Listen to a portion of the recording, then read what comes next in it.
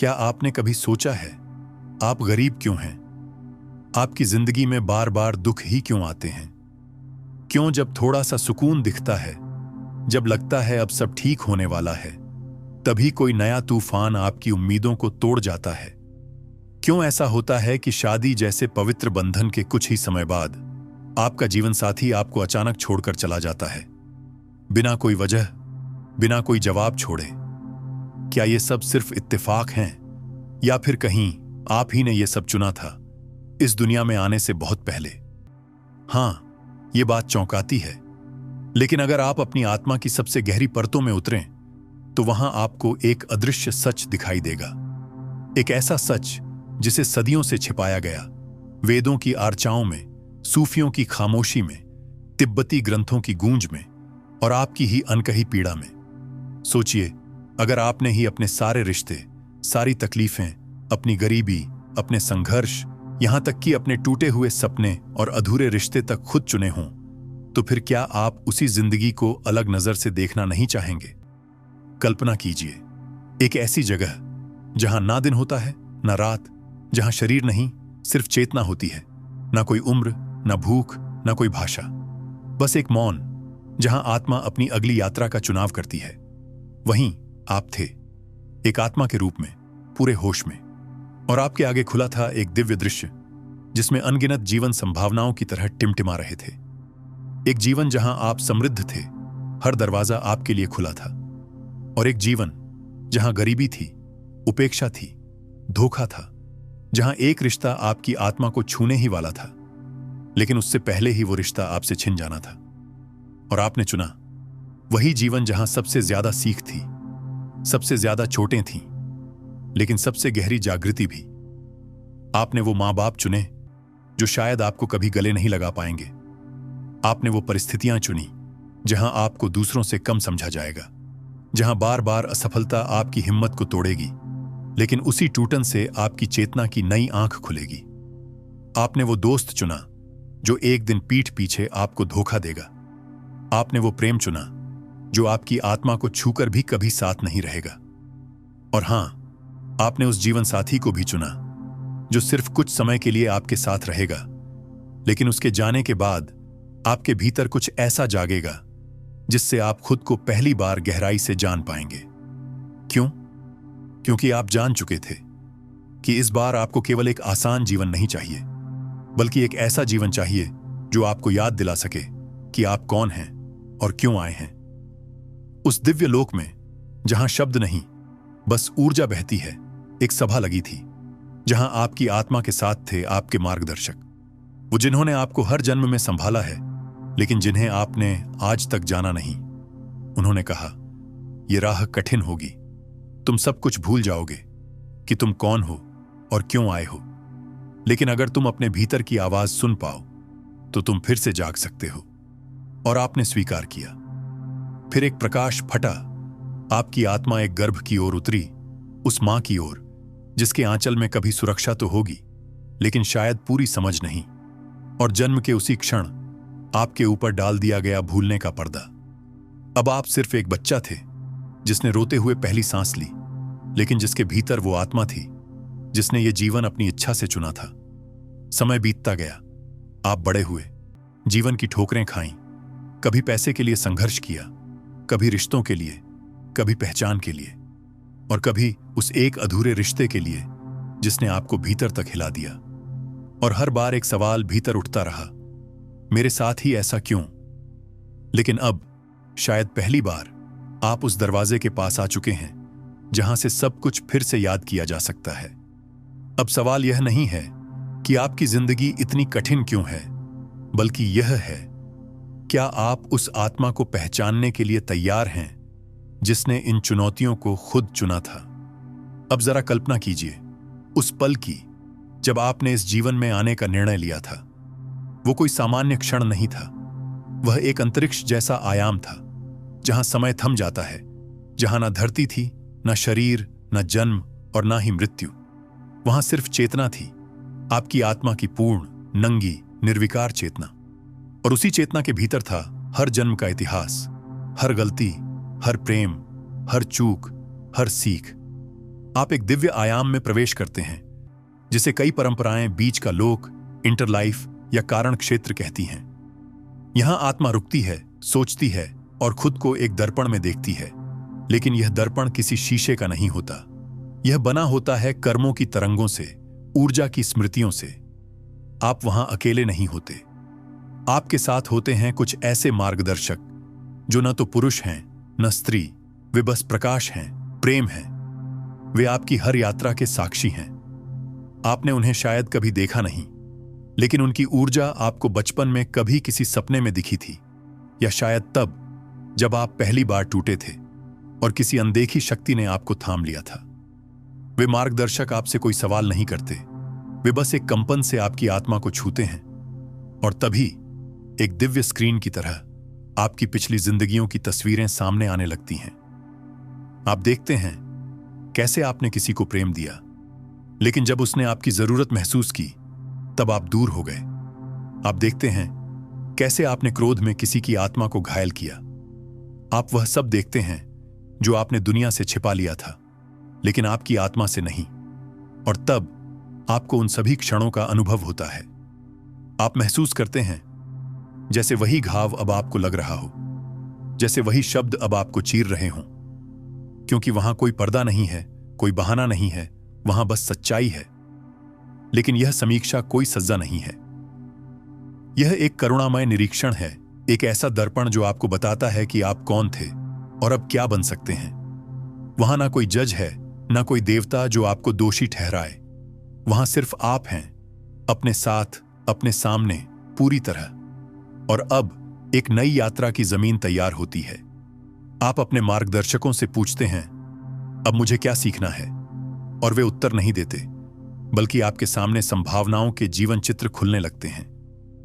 एक जीवन जहां आप अमीर होंगे लेकिन अकेले, एक जीवन जहां आप गरीब होंगे लेकिन बहुत प्रेममय, एक जीवन जहां आप जल्दी मर जाएंगे लेकिन दूसरों के लिए दीपक बनेंगे, और एक जीवन जहां आपको बार बार तोड़ा जाएगा लेकिन हर बार आप फिर से उठेंगे। आप सब कुछ महसूस करते हैं, हंसी, आंसू, अभाव, उपलब्धि, प्रेम, घृणा, साहस और हार। और तब एक चित्र आपको भीतर तक हिला देता है। एक ऐसा जीवन जिसमें सब कुछ है लेकिन आसान कुछ भी नहीं। आप उस चित्र को छूते हैं और वही क्षण होता है जब आत्मा निर्णय लेती है, यही मेरा अगला जन्म होगा।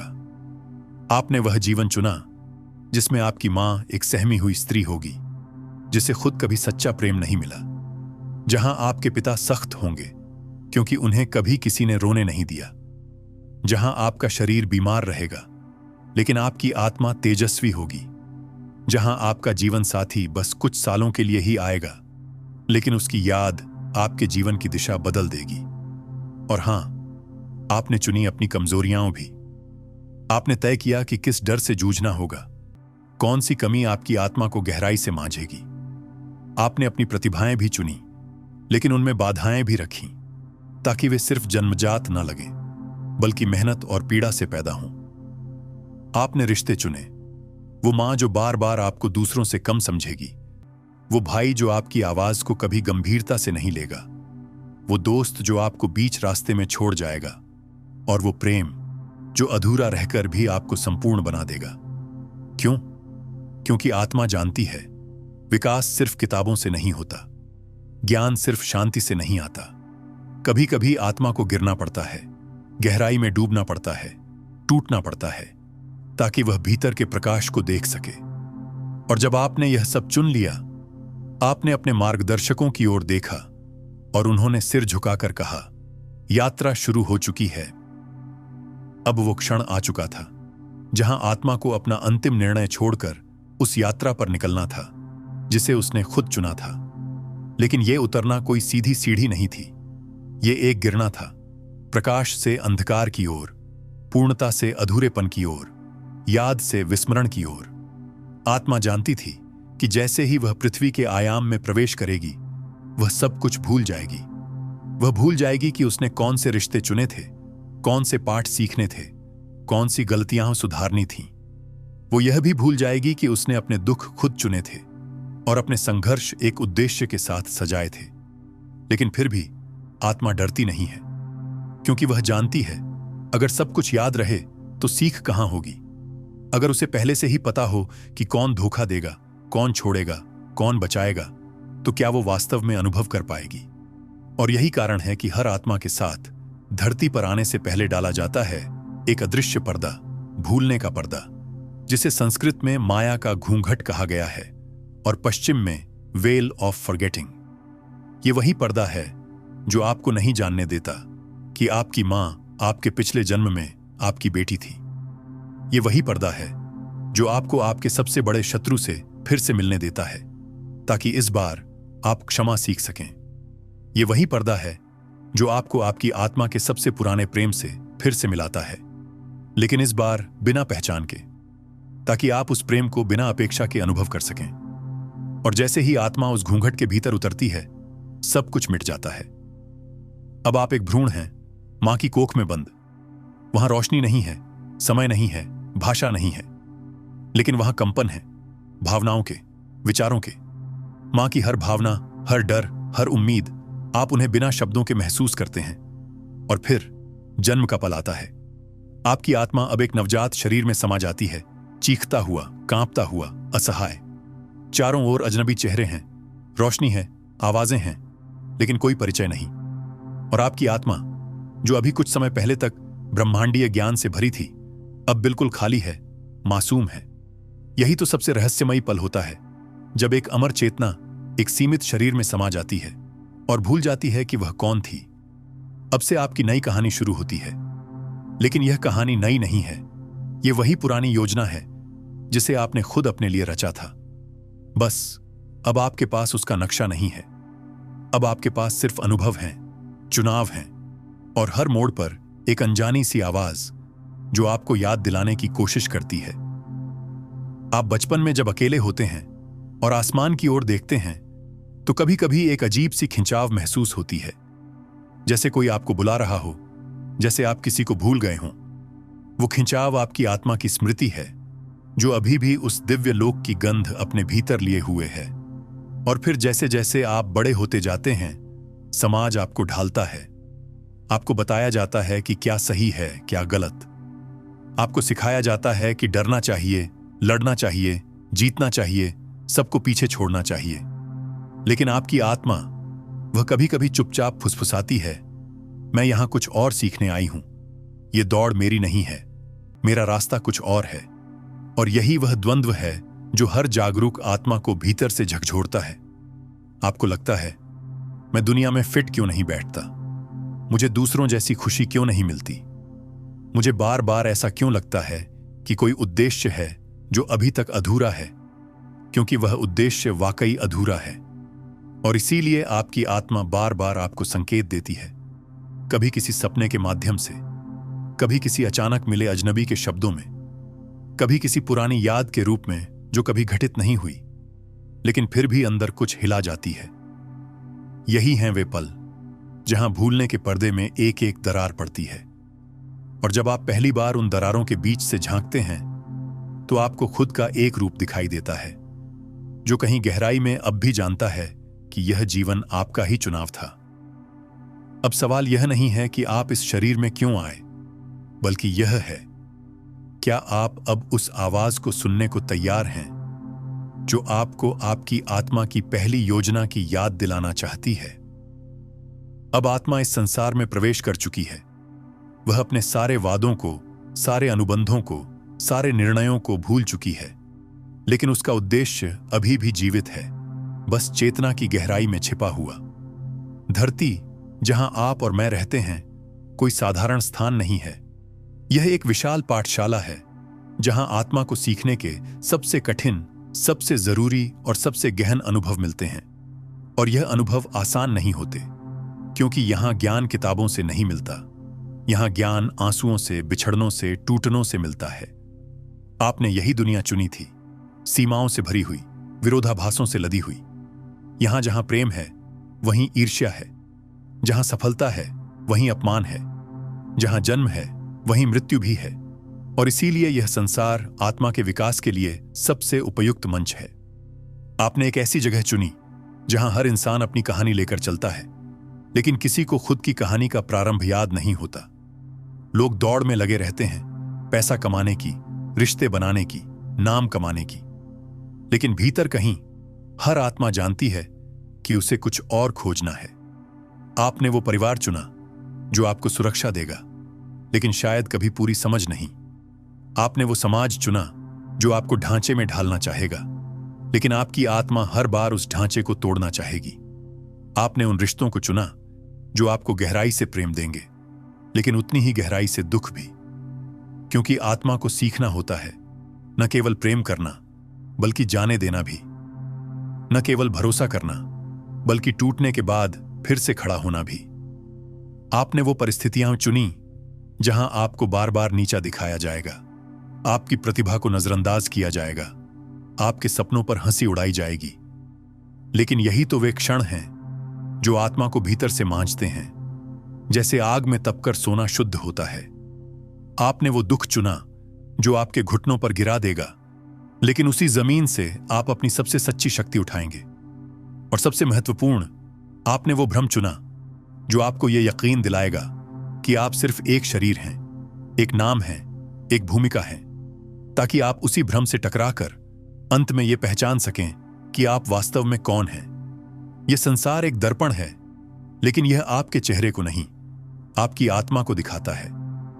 जब कोई आपको धोखा देता है तो वह सिर्फ आपके विश्वास की परीक्षा नहीं लेता, स्विंग, वह आपके आत्मा के उस हिस्से को जागृत करता है जो क्षमा करना सीखना चाहता है। जब कोई रिश्ता टूटता है तो वह केवल अकेलापन नहीं लाता, वह भीतर की उस रिक्तता को उजागर करता है जहां आपकी आत्मा खुद से मिलना चाहती है। जब आप असफल होते हैं तो वह केवल हार नहीं होती, वह आपके भीतर के धैर्य, समर्पण और आस्था को सामने लाने का द्वार बनती है। और यही है इस भौतिक संसार की सबसे रहस्यमयी बात, कि यहां कुछ भी स्थायी नहीं है। हर चीज बदलती है, हर रिश्ता ढलता है, हर सुख सीमित है, और इसी अस्थिरता में आत्मा को स्थायित्व का बोध होता है। आप सोचते हैं, मैं तो सब कुछ खो बैठा हूं, लेकिन आत्मा जानती है कि वह कुछ खो नहीं रही, बल्कि खुद को फिर से गढ़ रही है। और जब आप किसी सुबह अचानक आंख खोलते हैं और महसूस करते हैं कि आज कुछ अलग है, जैसे भीतर कोई हल्का सा स्पर्श हुआ हो, कोई अनकही याद जागी हो, कंपोनेंट प्लेसमेंट, तो समझिए आपकी आत्मा अपने असली रास्ते की ओर बढ़ रही है। क्योंकि यहां धरती पर हर दिन एक इम्तिहान है, लेकिन हर इम्तिहान एक निमंत्रण भी है आत्मा की मूल पहचान को फिर से याद करने का। अब आप उस स्थिति में हैं जहां आपके सामने दो रास्ते हैं, एक वही पुराना जो दुनिया ने आपके लिए तय किया है, और एक वो जो आपकी आत्मा ने जन्म से पहले लिखा था। अब प्रश्न यह नहीं है कि आपको किस रास्ते पर जाना चाहिए, बल्कि यह है, क्या आप उस मार्ग की ओर लौटने को तैयार हैं जिसे आप भूल चुके हैं, लेकिन जिसने आपको कभी नहीं छोड़ा। जब आत्मा उस असीम प्रकाश, उस पूर्ण शांति, उस निराकार आनंद के लोक में थी, तब वहां कोई कमी नहीं थी, वहां कोई पीड़ा नहीं थी, कोई डर नहीं था, कोई दौड़ नहीं थी। वह ब्रह्मांड के उसी केंद्र में थी जहां न अलगाव था, न पहचान, वहां बस एकता थी। तो फिर सवाल उठता है, जब सब कुछ पहले से ही पूर्ण था, तो आत्मा वहां से आई ही क्यों? क्यों उसने उस शांति को छोड़कर उस धरती को चुना जहां हर कदम पर संघर्ष है, जहां प्रेम अधूरा होता है, जहां लोग धोखा देते हैं, जहां मृत्यु रोज किसी न किसी रिश्ते को छीन लेती है? उत्तर बहुत सरल है और उतना ही गहरा, क्योंकि सिर्फ शांति में रहना आत्मा की गति को रोक देता है। चेतना का स्वभाव है विकसित होना। आत्मा केवल आनंद में नहीं रह सकती, उसे अनुभव करना होता है, और अनुभव सिर्फ प्रकाश में नहीं, अंधकार में भी होता है। आत्मा जानती है, जितना गहरा अंधकार होगा उतना ही तीव्र उसका प्रकाश चमकेगा। जैसे बीज को मिट्टी में दबना पड़ता है, अंधेरे में सड़ना पड़ता है, फिर कहीं जाकर अंकुर फूटता है, वैसे ही आत्मा को जमीन पर आकर पीड़ा के बीच से गुजरकर खुद को फिर से पहचानना होता है। आपने वो जीवन नहीं चुना जो आसान था, आपने वो जीवन चुना जो सच था। आपने वो रिश्ते नहीं चुने जो हमेशा साथ रहेंगे, आपने वो चुने जो एक दिन आपको तोड़ देंगे, ताकि आप खुद को फिर से जोड़ सकें, और इस बार उस रूप में जो पहले कभी था ही नहीं। आपने वह मां चुनी जो कभी आपको समझ नहीं पाएगी। आपने वह प्रेम चुना जो किसी और की बाहों में खो जाएगा। आपने वो असफलताएं चुनी जो सबके सामने होंगी, ताकि आप अपने आत्मसम्मान को भीतर से खड़ा कर सकें, न कि बाहरी तालियों से। क्योंकि आत्मा जानती है सीखने के लिए खतरा लेना पड़ता है, और हर जन्म एक खतरा है। आप कभी गरीब होंगे तो उस धन की कीमत समझ पाएंगे जो दूसरों के दिलों में छुपा है। आप कभी बीमार होंगे तो उस शरीर की चुपचाप सेवा की अहमियत जानेंगे जिसे आपने कभी अनदेखा किया था। आप कभी अकेले होंगे तो उस मौन की आवाज सुन पाएंगे जहां आत्मा आपको पुकारती है। और यही आत्मा का सबसे पवित्र उद्देश्य है, अनुभव करना और अनुभव के माध्यम से विकसित होना। जब आप हारते हैं तो आत्मा झुकती नहीं, वह और गहराई में उतरती है। जब आप टूटते हैं तो आत्मा बिखरती नहीं, वह नए आकार में ढलने लगती है। जब आप रोते हैं तो आत्मा उसे कमजोरी नहीं समझती, वह जानती है कि हर आंसू आत्मा की सफाई है, आत्मा की तैयारी है। आप सोचते हैं, काश मैं ऐसा जीवन चुनता जिसमें कम दर्द होता। लेकिन आत्मा सोचती है, काश मैं हर दर्द को समझ पाता तो मैं और विशाल बन पाता। और यही कारण है कि आत्मा जन्म लेती है, एक बार नहीं, बार बार। क्योंकि हर बार वह कुछ नया महसूस करना चाहती है। कभी प्रेम में जलना, कभी अकेलेपन में चमकना, कभी युद्ध में हारना, कभी मौन में जीतना। हर जन्म एक स्कूल है, हर जन्म एक प्रयोग है, और हर जन्म एक अवसर है अपने भीतर उस देवत्व को पहचानने का जो पहले से था लेकिन धूल में छुप गया था। तो जब आप सोचते हैं कि आप खो गए हैं, कि आपकी जिंदगी बिखर चुकी है, कि अब कुछ नहीं बचा, तब भी आपकी आत्मा भीतर से मुस्कुरा रही होती है, क्योंकि वह जानती है यह वही मोड़ है जहां से असली यात्रा शुरू होती है। अब सवाल यह नहीं है कि आप जन्म क्यों लेते हैं, बल्कि यह है, क्या आप इस जन्म को केवल जी रहे हैं या उस उद्देश्य को पहचानने के लिए तैयार हैं जिसके लिए आपकी आत्मा धरती पर आई है। जब आत्मा ने यह तय कर लिया कि उसे इस जीवन में उतरना है, तो वह किसी भी राह पर आंख बंद करके नहीं चलती। यह कोई अंधी छलांग नहीं थी, यह एक सूक्ष्म विस्तार से भरी हुई योजना थी, एक दिव्य ब्लूप्रिंट जिसमें हर अनुभव, हर मोड़, हर रिश्ता, हर संघर्ष को आत्मा ने पहले से देखा, महसूस किया और स्वेच्छा से चुना। इस योजना की शुरुआत होती है उस स्थान से जिसे कई परंपराएं बीच का लोक, कार्मिक मंडल या जन्म से पहले की सभा कहती हैं। यहां आत्मा को दिखाया जाता है उसका पूरा कार्मिक रिकॉर्ड, अब तक के जन्मों का लेखा जोखा। आत्मा को यह देखने दिया जाता है कि उसने कहां प्रेम किया, कहां डर से भागी, कहां शक्ति का उपयोग किया और कहां उसे गलत समझा गया। यह कोई सज्जा की प्रक्रिया नहीं है, यह एक शांत करुणा से भरी दृष्टि होती है, जैसे कोई मां अपने बच्चे को उसके पुराने अनुभवों को समझा रही हो।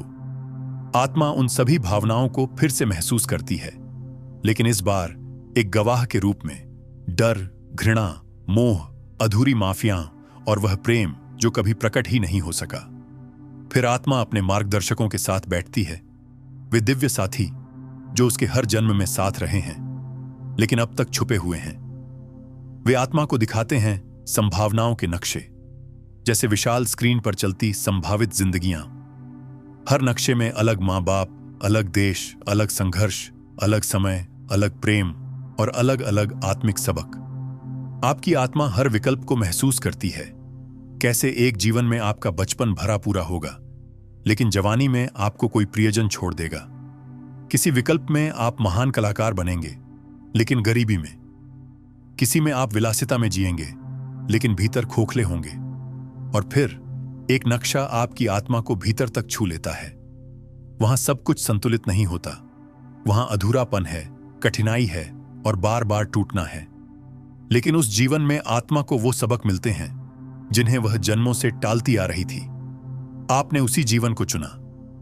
आपने अपने माता पिता चुने, न उनकी आर्थिक स्थिति देखी, न उनका व्यक्तित्व।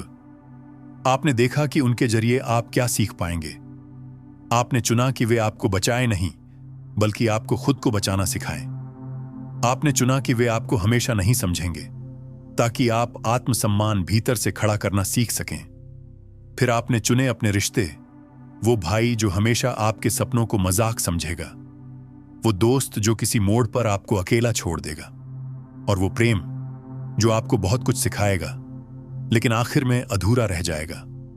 आपने चुनी अपनी चुनौतियां, कौन सी बीमारी आपके रास्ते में आएगी, किस स्थिति में आपको अपमान सहना पड़ेगा, कौन सा सपना अधूरा रहेगा।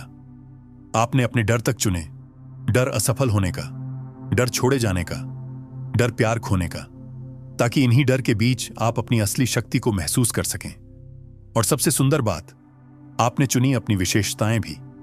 आपके भीतर जो करुणा है, जो समझ है, जो शब्दों की शक्ति है, या जो एक मौन सहनशीलता है, ये सब आपने उसी योजना में रखा था।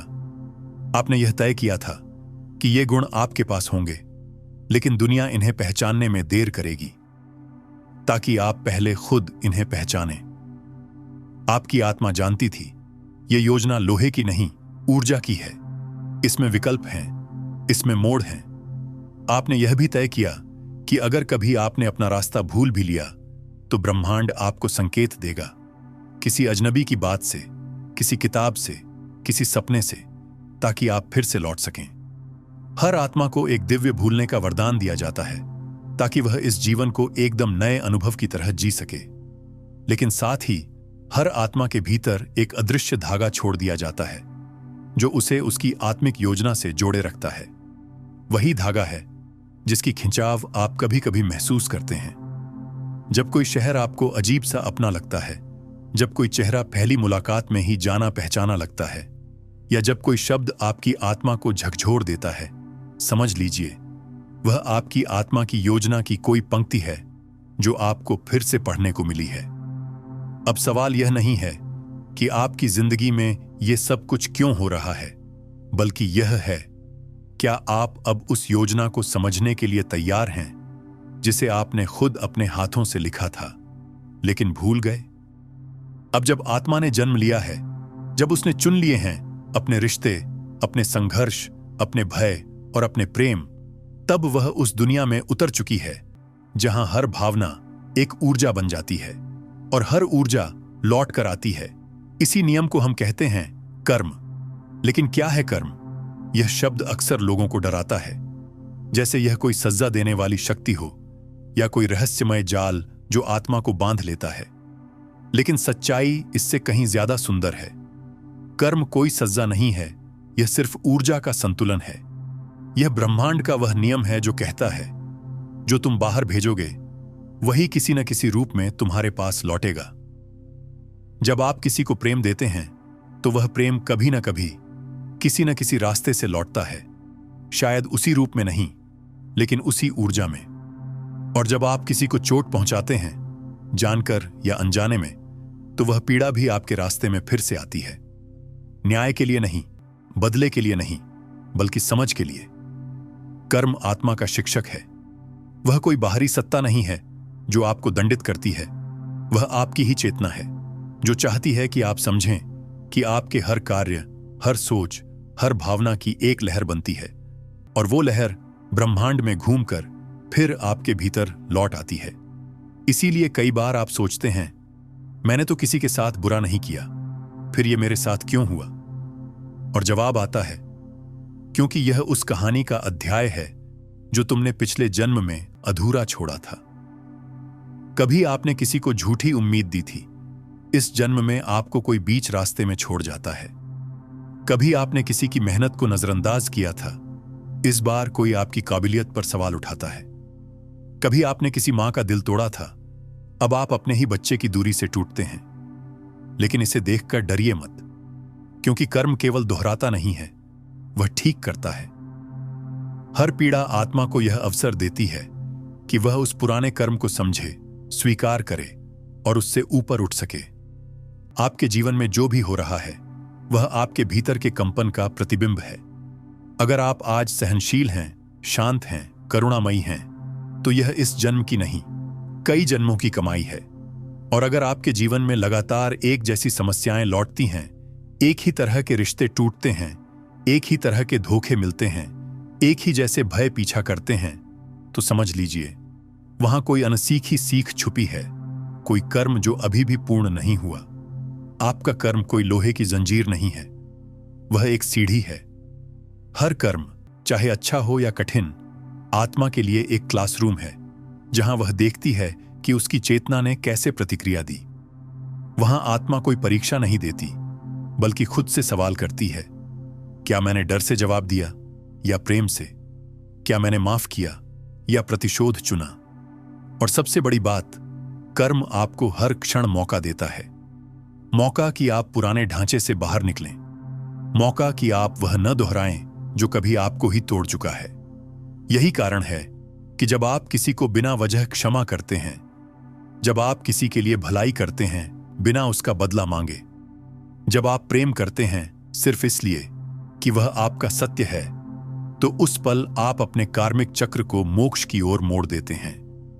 क्योंकि कर्म सिर्फ क्रिया और प्रतिक्रिया नहीं है, कर्म चेतना का खेल है। आपकी आत्मा जानती है, हर आंसू व्यर्थ नहीं जाता, हर त्याग की गूंज ब्रह्मांड तक जाती है, और हर चोट अगर आप उसे समझ के साथ अपनाएं, तो वह आपकी आत्मा के घाव को सोने में बदल सकती है। अब सोचिए, क्या हो अगर आपके जीवन की सबसे गहरी तकलीफ वास्तव में आपकी आत्मा की सबसे बड़ी तैयारी हो?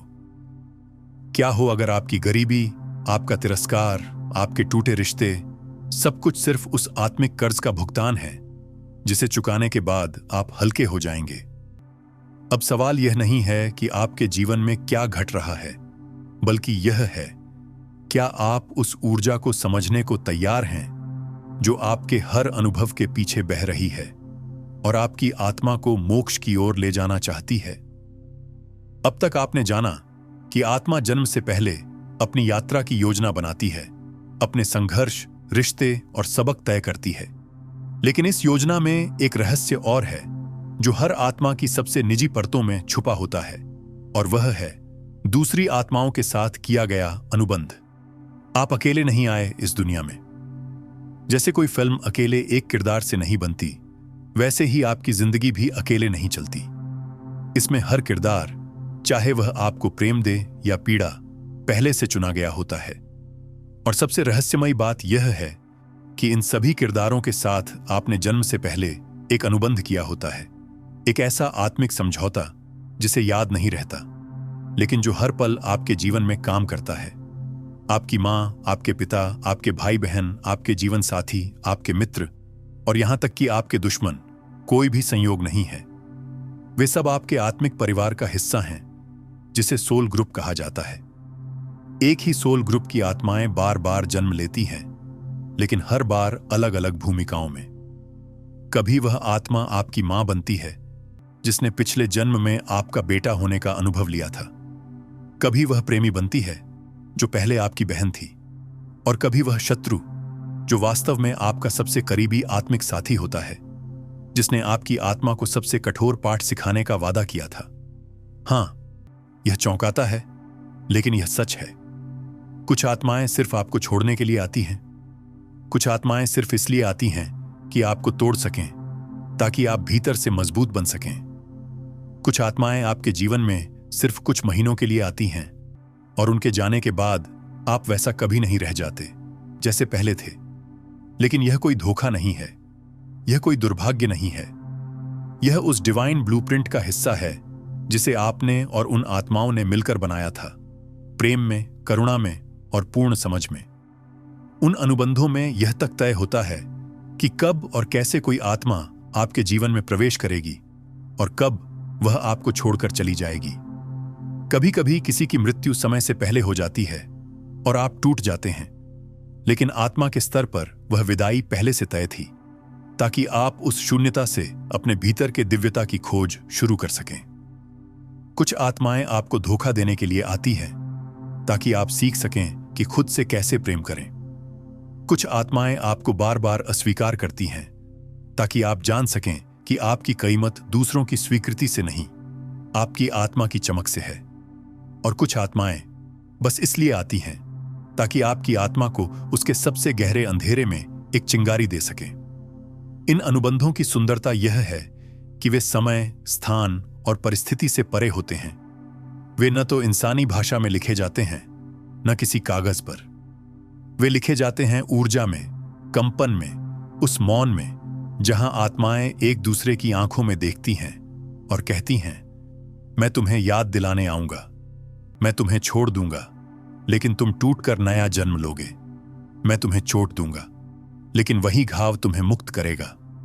और फिर वे सब उस योजना को साथ लेकर धरती पर उतरते हैं, अपने अपने पर्दों के साथ, सब कुछ भूलकर, लेकिन भीतर उस एक उद्देश्य को लेकर। यही कारण है कि जब आप किसी अजनबी से मिलते हैं और पहली ही नजर में एक गहरा जुड़ाव महसूस होता है, तो समझिए वह आत्मा पुरानी है। जब आप किसी के साथ कोई भाषा साझा नहीं करते, फिर भी उनकी मौन उपस्थिति से आपको सुकून मिलता है, तो वह आपका सोल ग्रुप है।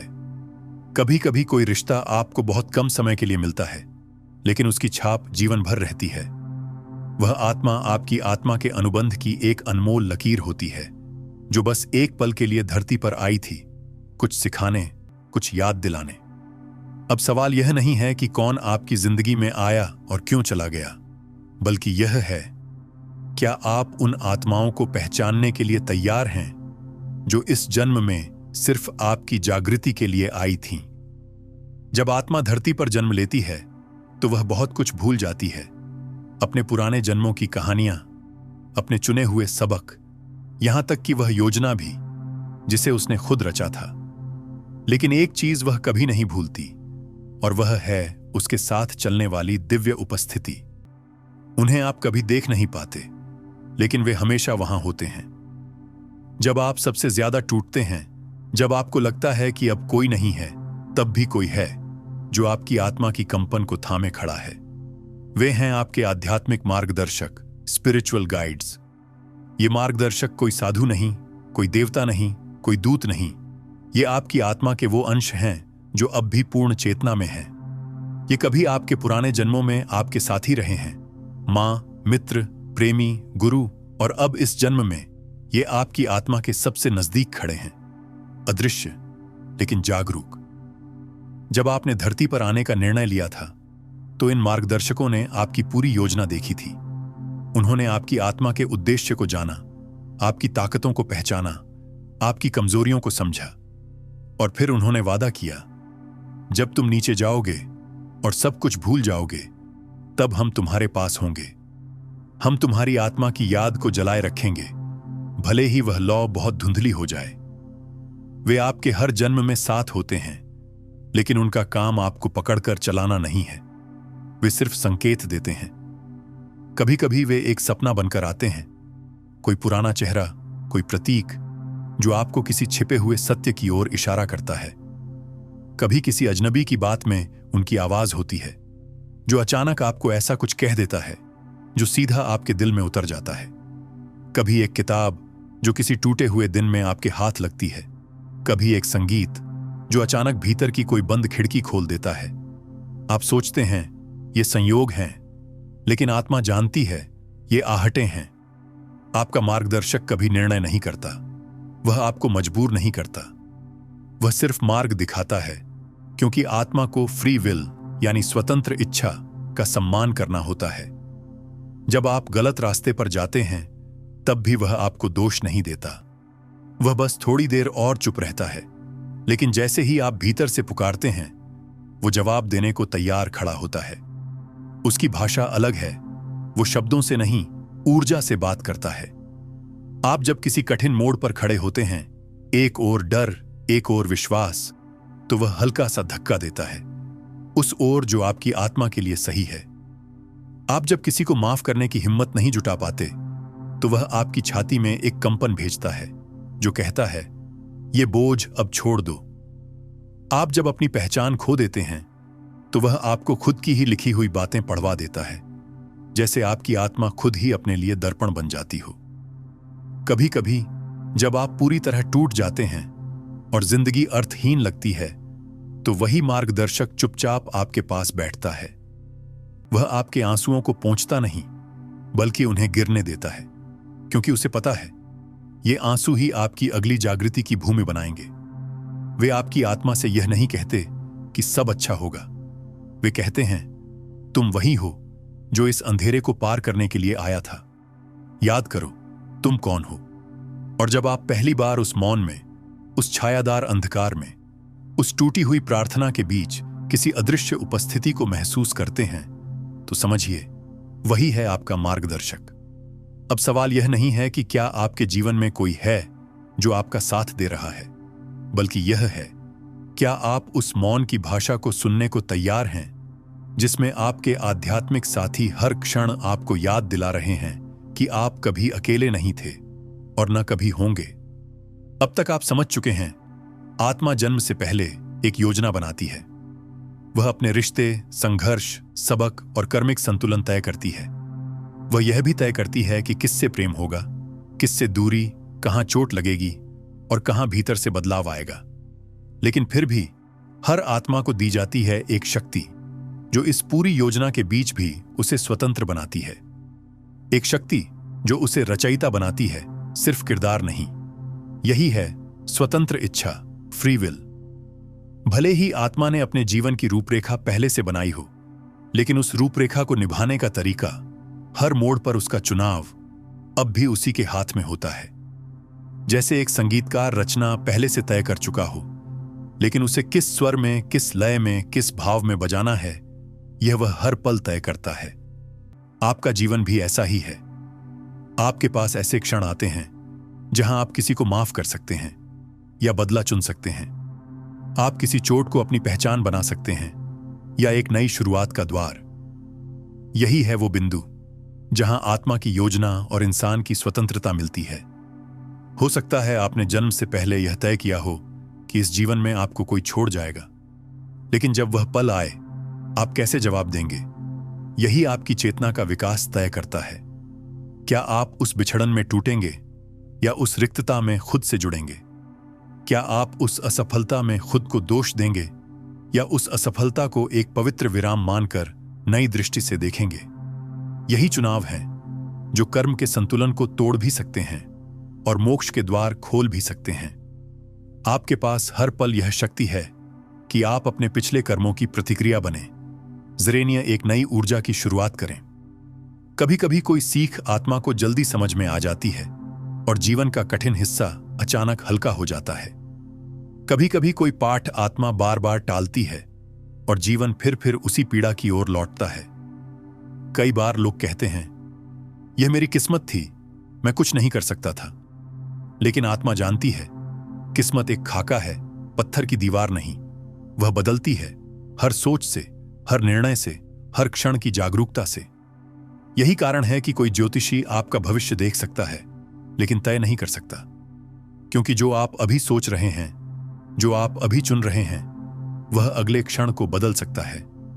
और यही आत्मा की सबसे बड़ी शक्ति है, निर्माता बनना, केवल भाग्य का अनुयायी नहीं।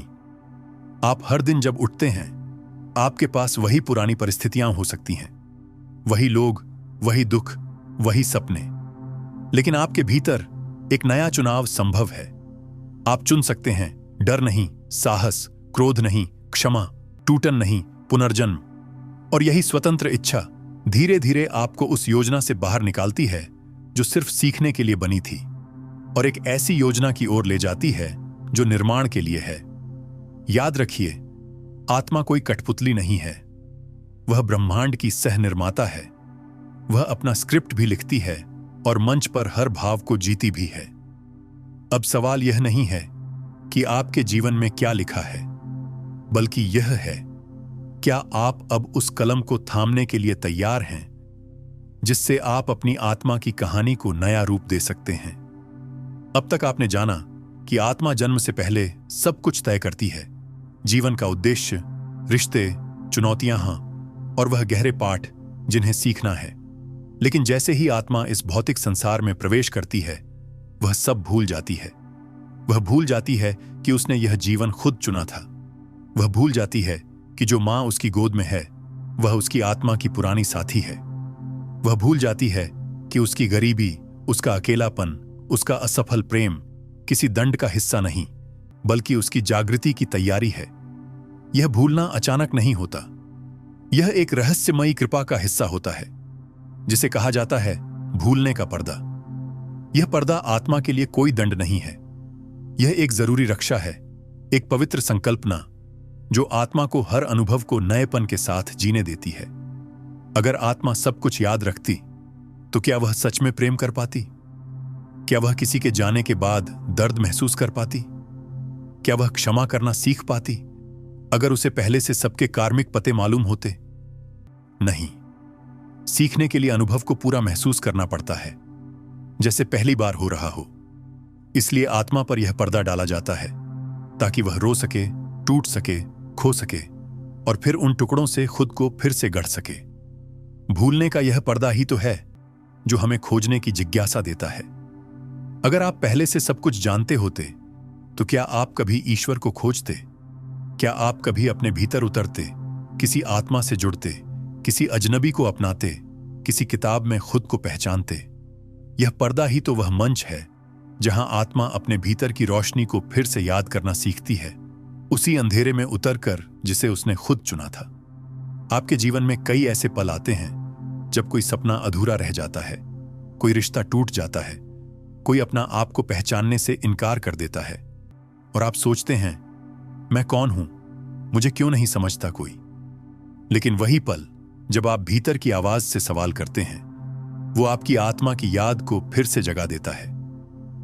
भूलने का पर्दा कभी स्थायी नहीं होता, उसमें दरारें होती हैं और हर बार जब आप भीतर से हिलते हैं, जब कोई बात आपकी आत्मा को छूती है, जब आप किसी की आंखों में एक पुरानी पहचान देखते हैं, तो समझिए वही दरार है।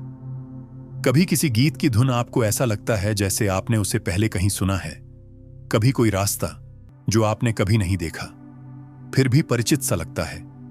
कभी कोई बच्चा जिसे पहली बार देखते ही आपकी आंखों में आंसू आ जाते हैं। ये सब उस पर्दे की सिलवटें हैं जहां से आत्मा आपको कह रही होती है, तुमने ये सब पहले तय किया था, अब बस याद करना बाकी है। यह पर्दा धीरे धीरे हटता है, आत्म जागरूकता से, मौन ध्यान से, प्रेम से, क्षमा से।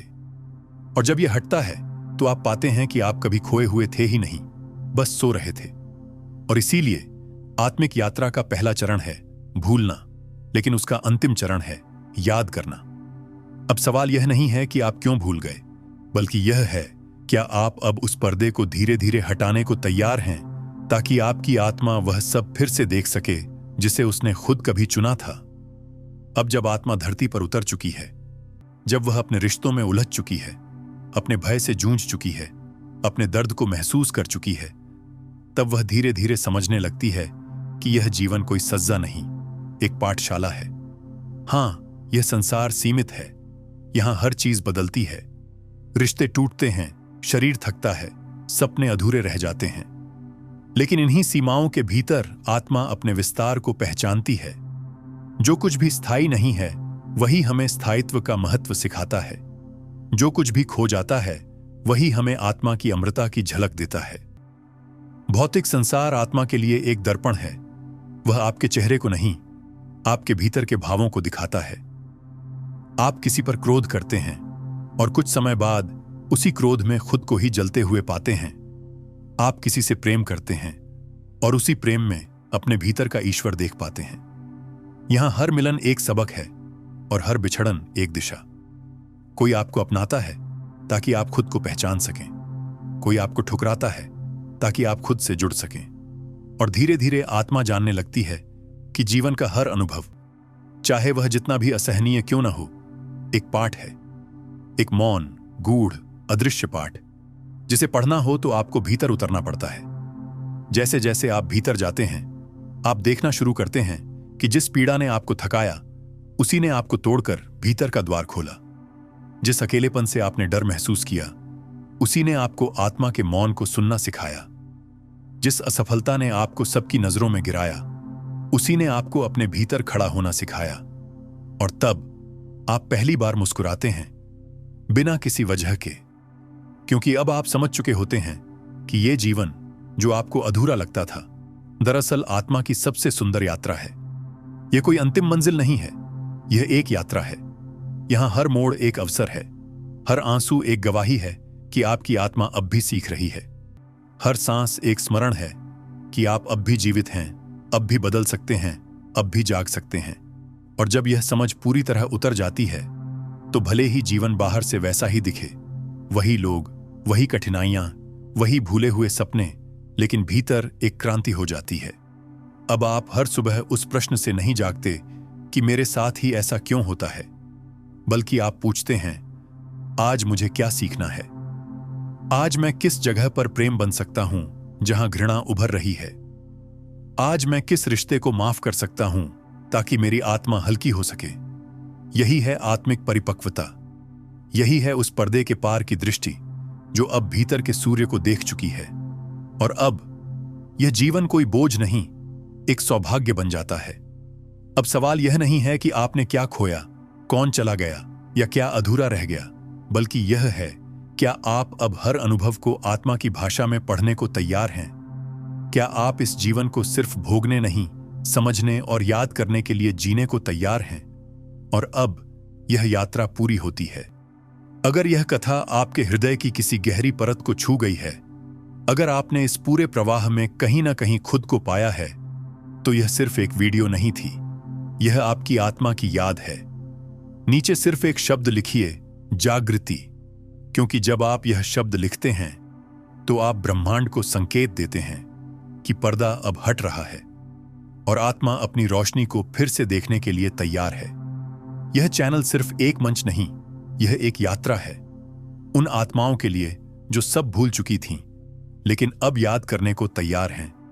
आर्केन नॉलेज की ओर से आपको आत्मा की ओर लौटने के इस साहसिक निर्णय के लिए प्रणाम।